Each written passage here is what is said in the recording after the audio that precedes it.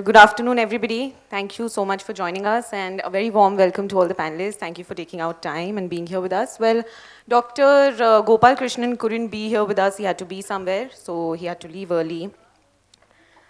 Before getting into the conversation, let's start with a quick round of introductions, a little bit about what you do and about your organization, university, schools. We'll start from that side. Yeah, good afternoon to all of you, and thank you for inviting me to this session. My name is Rakesh Seth. I have been in the corporate sector for almost 40 years. My last assignment was the Group CHRO for the Lloyds. And currently I do advise companies in the domain of hiring and also, development of GETs and also, where the engineering education is moving. And in addition, I've been a visiting faculty for almost like 3 decades, teach HR and general management courses at various B schools in India. Thank you, Mr. Seth. Dr. Brahma? Hello, I'm Mita Brahma. I look after HR in NIIT. And NIIT has been pretty much a pioneer in technology education for about 43 years. And our vision is to help every Indian realize their potential. And we're focused on technology education for that. So I'm particularly happy to be here addressing all of you. Thank you, Dr. Pandey. Good afternoon. I'm Dr. Manoj Kumar Pandey. I am Director of Engineering and Technology, Amity University, Uttar Pradesh. Amity Group of Institution is having the 12 universities across the country and 17 campuses outside India. We are here to impart the quality education to all the students. And thank you very much for inviting a very important session on aligning the engineering education for industry needs. Thank you. Hi, good afternoon. This is Saurabh Singla. I'm the CHRO for Upgrad Global, and very happy to be here in this forum. Very relevant topic and very happy to be the fellow panelists. I've been a part of the startup ecosystem for almost about 8 years now and trying to disrupt the beliefs that we had started with factories and then services. And all throughout, one thing that I've realized is engineering as a discipline is an amazing sector or the sect to kind of bring in as a skill. And look forward to a great engaging conversation today with Savi. Thank you so much. So the topic for this discussion is aligning engineering education with the industry needs. We'll get a perspective from the HR side as well as from the academia side.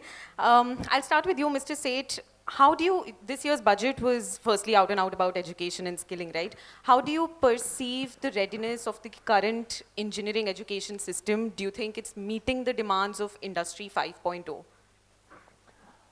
Okay, so I will talk about more 4.0, okay, because we 5.0 is only on the papers and there are very few matured companies who have just touched on the 5.0, companies like Bosch and all, you see, but others are in India now 4.0, like digitization, automation, these things, and IoT, we do find in the organizations happening.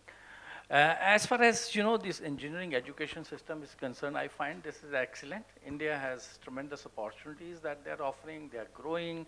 Manufacturing sector is growing, and then you have a semicon. Then you have big companies like iPhone coming in. They're setting up manufacturing facilities. Then there's going to be huge demand for electronics engineers, etc. But the fact is that what is the downside? The downside is the surpluses. Okay, like India produces almost like 15 lakhs engineering graduates, and roughly about 2 lakhs, 2.5 lakhs get absorbed, in the right kind of industry. Rest of the guys go for higher education, and or they work with lesser known organizations. You see, so that's where I believe the surpluses is the challenge, and therefore when you have a surpluses, you become choosy, and when you become choosy, you create employability issues, etc.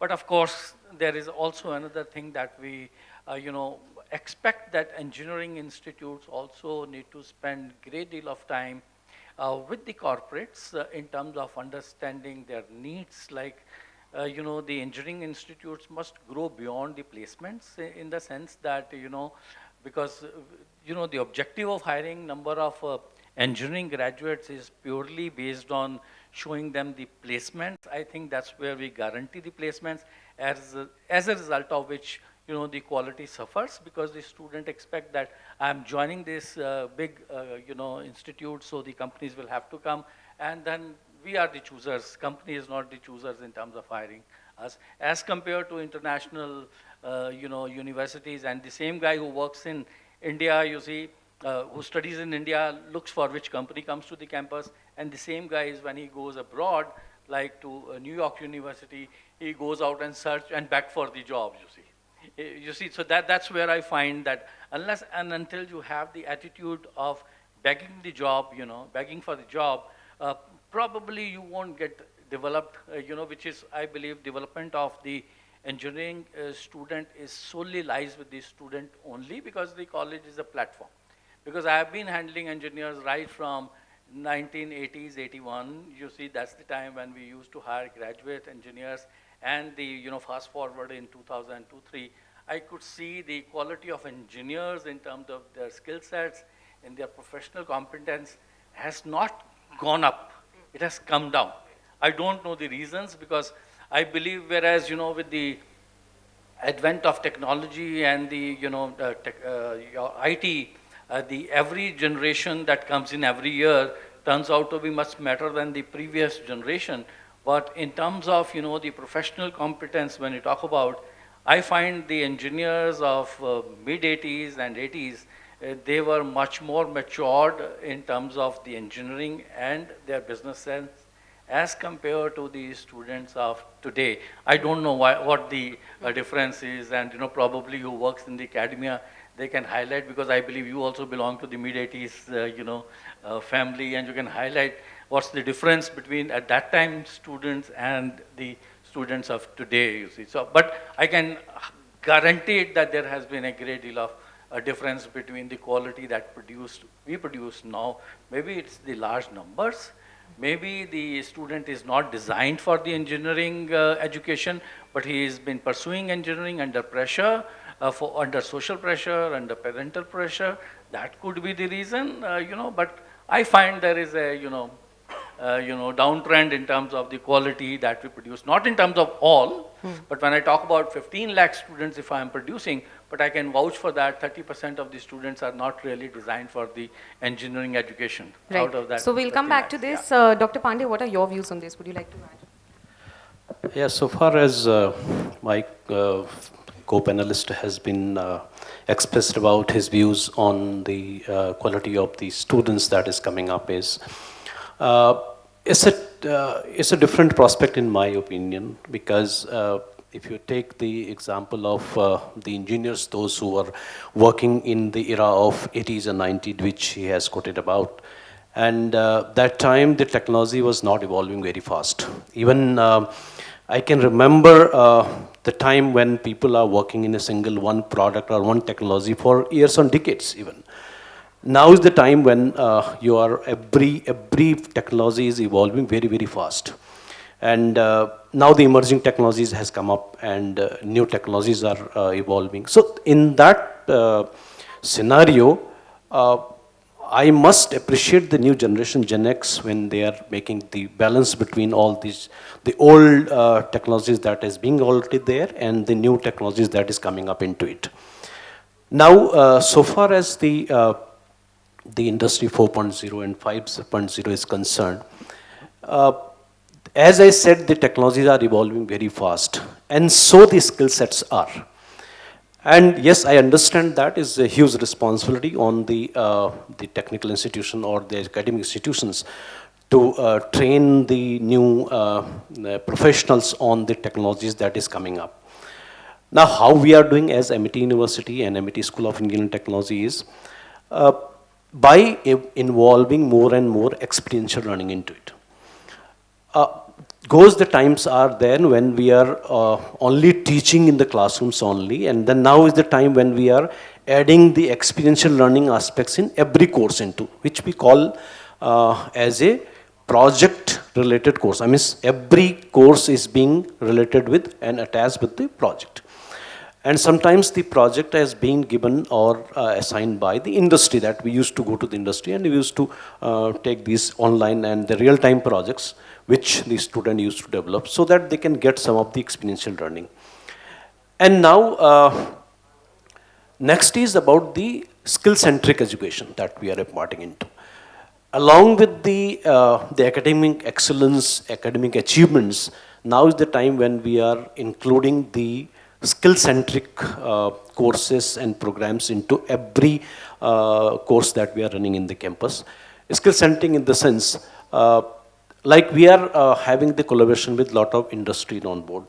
Industries like ServiceNow, industries like Salesforce, like Wipro, Cisco academies that we had, and AWS, where we had various courses they had been suggested us, which can be included into the curriculum, so that the experiential learning there and the skill that is being required for the industry has been included. Right.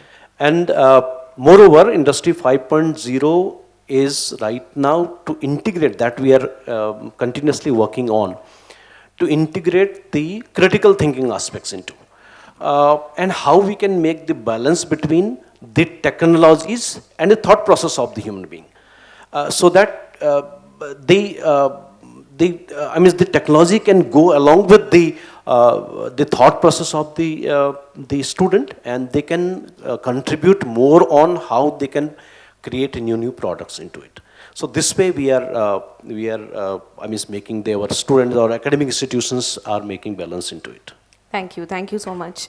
Dr. Brahma, I want to ask you, as Mr. Rakesh, you also spoke about the surplus of the graduates today. I want to ask you, there's a clear mismatch in the job market wherein there's a surplus of graduates who are skilled but they're not getting the right jobs. There are working professionals who are not happy with their job profiles.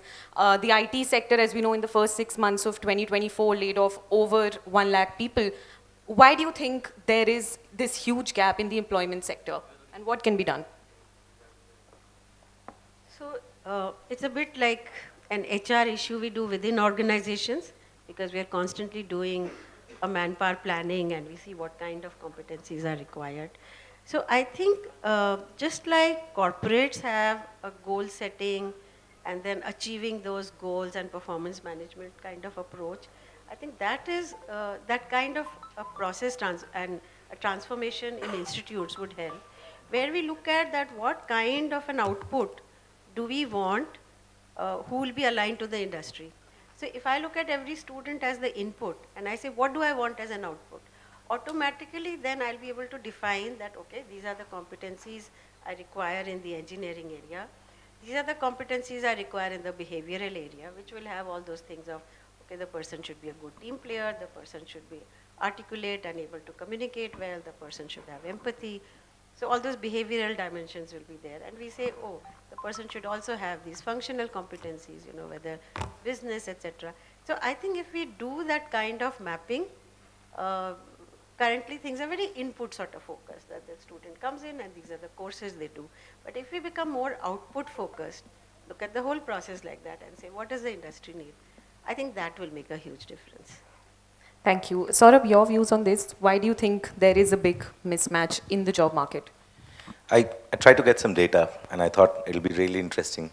I mean, we keep asking engineers about a lot of data as well, and they freak out at times. I mean, I'll just give you an example before we kind of get into this whole thing.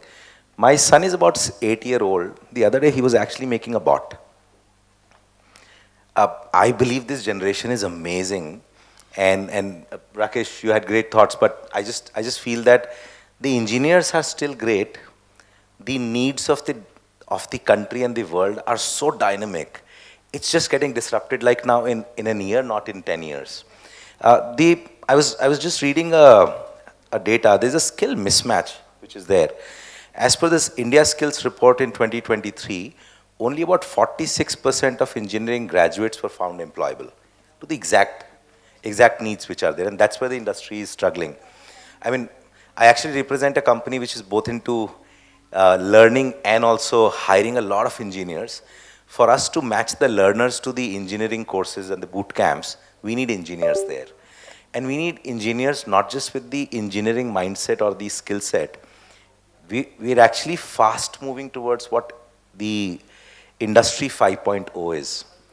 It's about deep expertise coupled up with the exact understanding of how do I blend it to the solution. So what Ms. Brahma said, Dr. Brahma said, it's about the output focus. I think the output focus is a place where the mismatch is happening. I do believe the solution is very simple. I think the amount of people who are getting laid off, and I'm not saying it's a straight solution, but look, two categories. One is a working professional, which is all of us. Uh, when was the last time when we actually enrolled ourselves into a program to say, listen, I need to learn again? Big gap, actually the biggest gap. Two, the students who are coming out of the college, we do believe at Upgrad that the continuous improvement that they learn in the course, they need to also figure out what are the different bolt-ins that they need on the course. It's like a software. One software doesn't kind of get you everything. You need 2, 3, 4 bolt-ins. If those bolt-ins comes, these engineering students are amazing, I would say.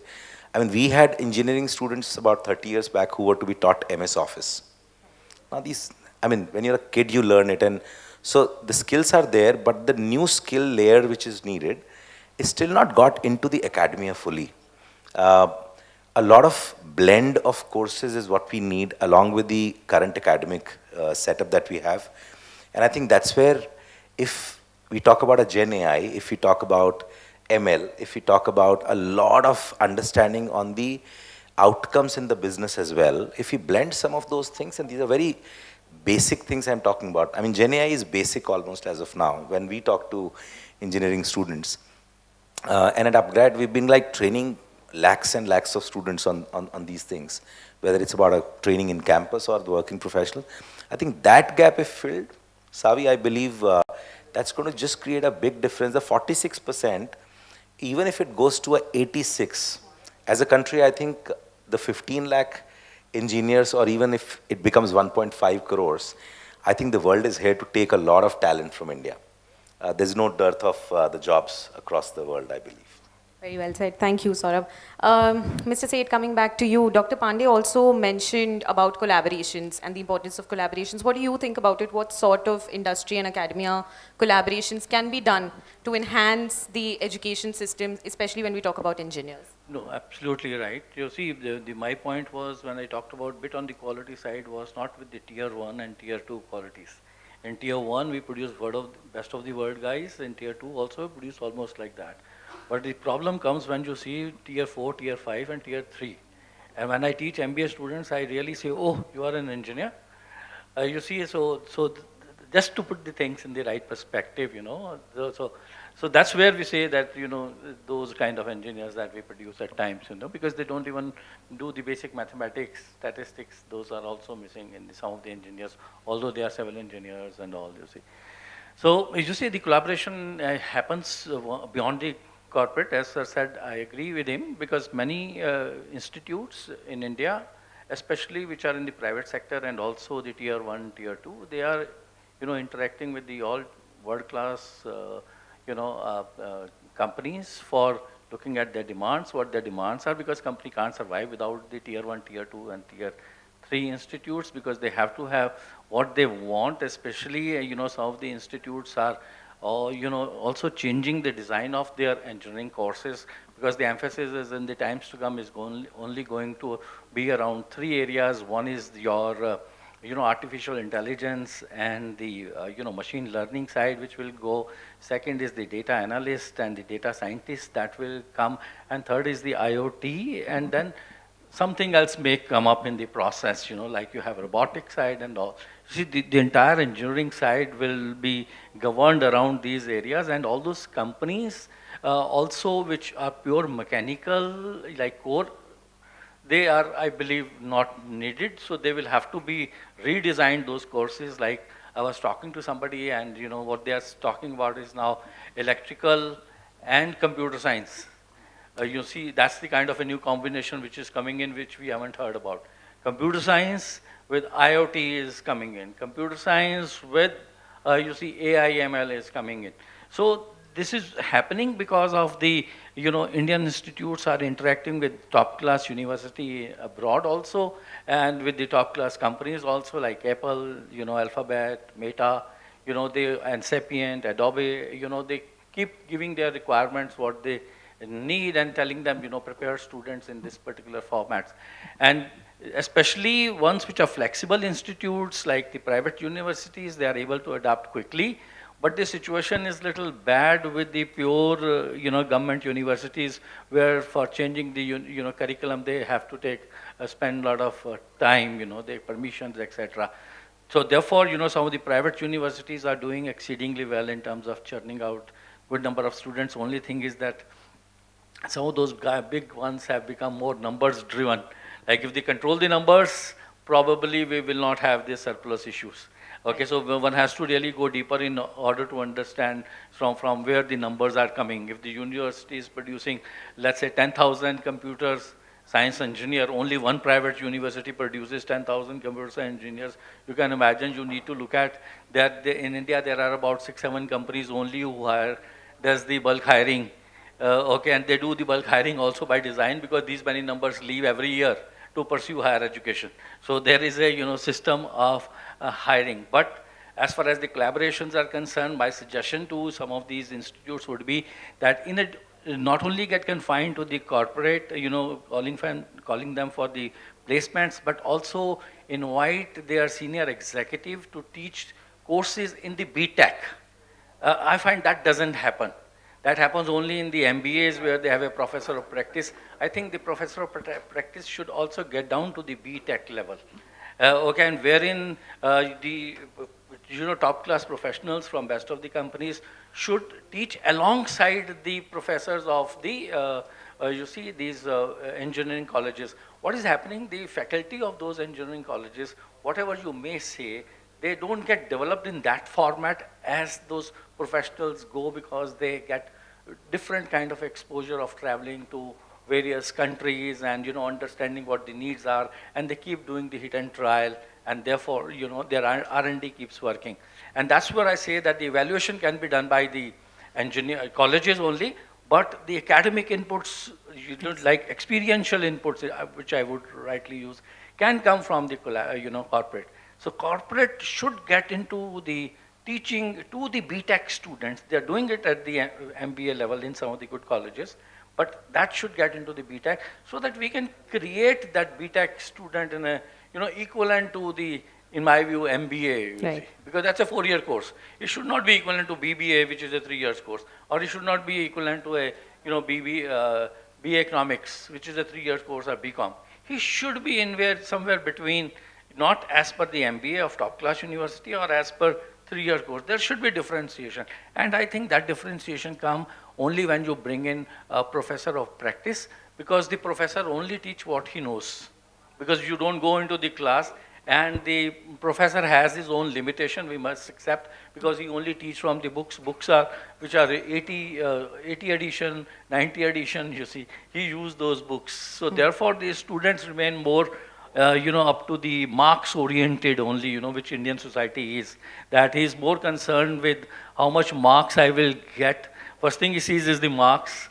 But if we go little more beyond marks and develop the professional competence of that engineer, that he is going to be a different guy in the corporate sector. Why he has to waste money to pursue MBA? You see, if we can create this MBA engineer equivalent to the MBA time, we can save a lot of money, which the Indians are, in my view, wasting on the MBA's education, which in future, probably 5 years from now, the kind of a content we see on the AI and all in the, in the domain, I don't think there's going to be a revolutionary change 5 years from now in the market space, especially in the higher education. Thank you, Mr. If we Seth. prepare the BTech in the right format, that's what my take is. Thank you, thank you.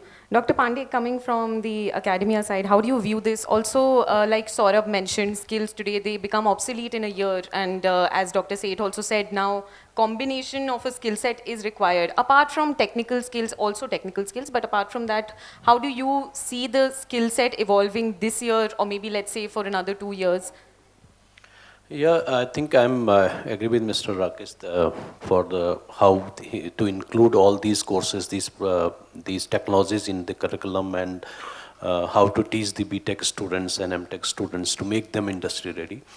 I fully agree that now is the time when we should come closer together and let us make an ecosystem of how the engineering student can be groomed in that sense, They are at least semi-skilled, if not the completely placeable to that, semi-skilled to be as the professional into that post which they are hired for. For that, yes, the education institutions has become very, very flexible now, what I can feel, because if I'm not, especially for the private institutions if I'm talking about, and we are ready to include any type of courses, any type of programs in our curriculum. And that we are doing as well by involving the industry in a huge way, starting from our board of studies, starting from our curriculum designing, starting from any other statutory bodies that we have the university level, where we want the suggestion from the industry on how to and what to include into. As I had given you example of that as well, because we had been running various programs, such programs, by some of the industries, the leading industries, as I had given some of the names like Salesforce, like the Cisco, like the AWS Academy, and so on. These industries, these organizations are continuously putting on their efforts, and they are giving us the suggestions. What all the new skills are being to be taught to the students now, and so that the student can become at least that much skilled. And you have rightly said about this professor in practice also, that we have already involved, and the UGC also has been given the green signal into it, where we can appoint the professor in practice at any level, even that BTech also. For an experienced person who is only BTech qualification, we can hire him as a practice professor in practice in that sense. But having said that, now there are certain things, certain challenges in the academic institutions as well. Because sometimes when we are talking about the experiential learning and all, providing that, we face a little bit hesitation from the industry side to take the student straight away for the internships and all, because they have a hesitation point that these students are still do not know anything about the industry or say machines and all these things. To put them directly into that, how the things that process will hamper into. Where I need the thought process of the industry also to be evolved, to be changed into that direction, because they had to be given some chance, some way, so that the student, the new people, they can understand it. And I really agree on that. Let us come closer. Let us find out the solution of our answer of that Yaksh Prashn, which says that industry and academia gap, when it will be, it will narrowed into it. And it's a high time now, because the ecosystem has made like that. India is right now proceeding into that directions. And many of the industries that is being coming up into the India, where they are looking for the solution for all these problems of the worldwide. So now is the time when let us come closer and let us build the professionals which your industry is requiring for on our own cost. And what we need at the end is, we need those skills which you want they should be, or you are expecting after their 3 years of study or the 4 years of study, they should be getting into. We are ready to impart that. And this way, and yes, there are certain requirement of the new skills also will be coming up. And we are very much convinced with some of the skills that I has already told you about, the critical thinking, about the lifelong learning skills, that can be inculcated into them through their the college learning, I mean college education or the institutional education, that we are ready to put into. Thank you, Dr. Pandey. Dr. Brahma, what role does an HR play in this ecosystem, to align the engineering education with the industry needs? Has it impacted the recruitment process and the talent development process at the organization? Can you share your views on that? Yeah, so there are several ways it has impacted. One, because we are sort of the in-between function who talks to the business and the outside world when we are recruiting. So we constantly realize the gap. We help, therefore, in meeting those gaps. So that is one area, and I'll expand later. Second, our own processes. So for example, assessment or even sorting out CVs. We have incorporated a lot of artificial intelligence into our own processes. So in that sense, HR gets impacted. I'll just describe one initiative, for example, of how artificial intelligence gets used in academia and corporates, and where HR played a part. Sometime back there was a big thing when ChatGPT was released this year about students using, and of course everybody is now using, whether it is students, corporates, we all realize how our work can get simpler. For colleges, there is a bit of a tough thing in how much of the work is the students and how do you assess. But then we had a training initiative, and there were a lot of fresh perspectives, and I just want to share one point with the audience. So this was from a Harvard Business Review paper where they said that you cannot stop the force of technology, you cannot stop students from using, but how do you help them use something like ChatGPT or Gemini, etc., and become in fact more competent in what they're doing. So there were 3 points. One was that the professor, for example, can say that, hey, use everything and critique the answer, critique the response. So where did your, whatever you use, whether it was Claude or ChatGPT or Gemini, where did it live up to your expectations? What was right? What was wrong? Can you critique it and submit a report? So the student obviously has to go through, and the student will obviously know much more on the topic than if he had not used these tools. Second point was, the professor says use so-and-so methods and compare their responses. So not only now the student uses all those AI tools, like let's say he uses Perplexity for something, Gemini for something, and so on. And then now they have to compare. So now the student becomes even more proficient in the use of these tools and the subject matter. And the third point was that make the students make assessments using these AI tools. So earlier, maybe the prof asked questions, or maybe a student looked at what was asked the year before on the particular subject, but now the student can use these AI tools and get assessments made and therefore self-assess. So now this kind of perspective came to us in HR because we were using these tools for assessing and selecting people.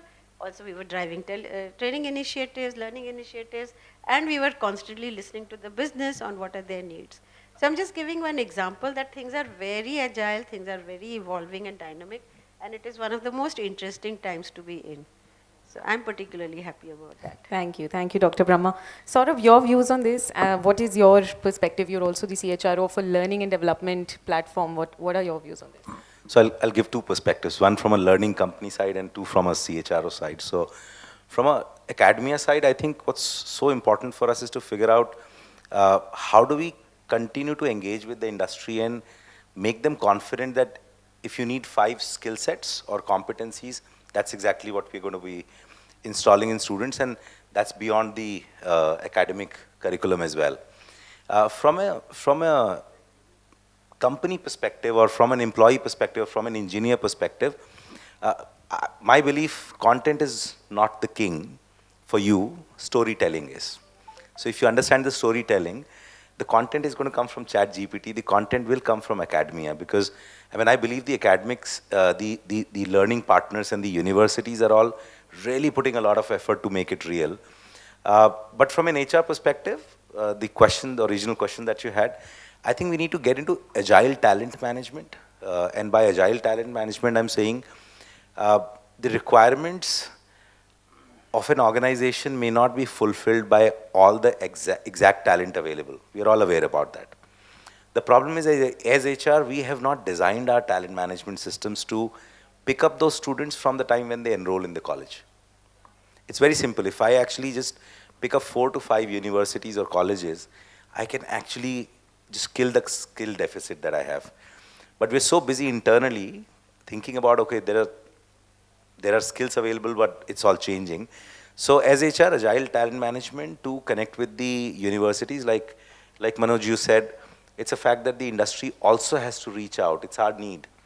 The universities are actually fulfilling the need. So we need to reach out and make sure that that connect is equally a partnership, and things will change, I believe. Thank you so much. Our time is also up. Thank you once again for joining us today, and back to you, Aditya.